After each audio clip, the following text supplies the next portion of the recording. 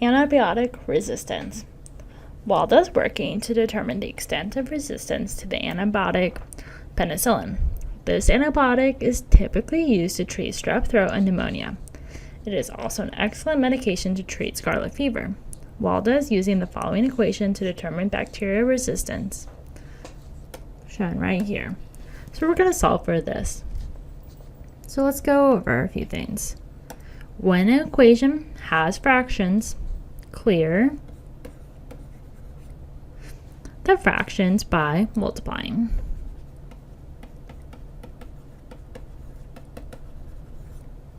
Each term by the least common denominator, which we'll just put LCD. So after multiplying, we can reduce to remove the fractions. So let's go back to our problem. So we can see in this problem, we have an 8, a 4, and a 2. So our least common denominator will be an 8. So we're going to multiply each number by 8. So here we go. So it looks like this.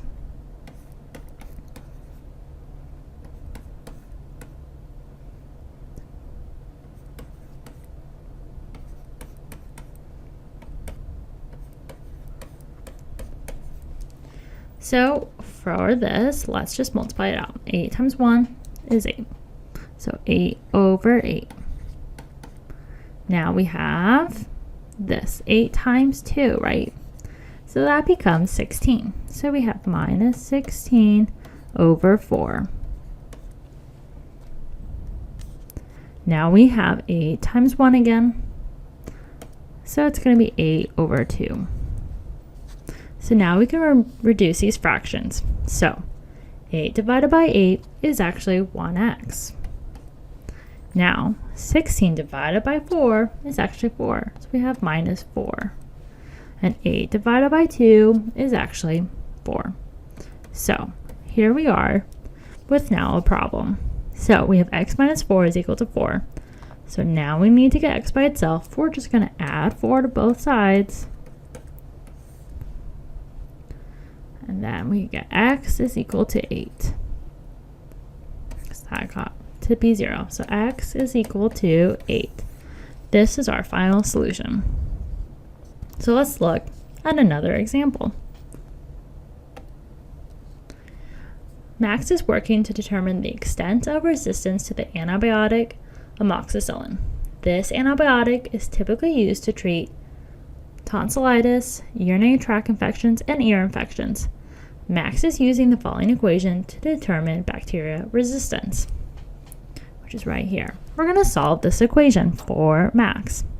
So the first step is to remove fractions. So we do this by looking at the denominators and working to determine the least common denominator for the numbers 4 and 10.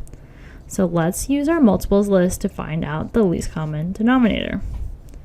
So for 4, we would go 4,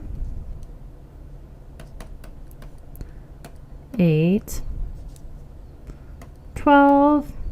We're just going to move up in steps of 4, 16, 20. Now let's look at 10. So 10 is 10, 20, 30. But we really don't have to go any further because we can see the first one that's common is the 20. So let us now multiply 20 to each of these numbers in our equation. So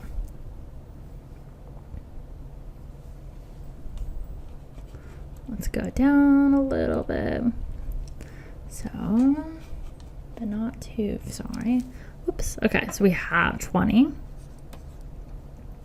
multiplied by 6 over 4 plus 20 times 6 over 10x is equal to 20 times 18 over 4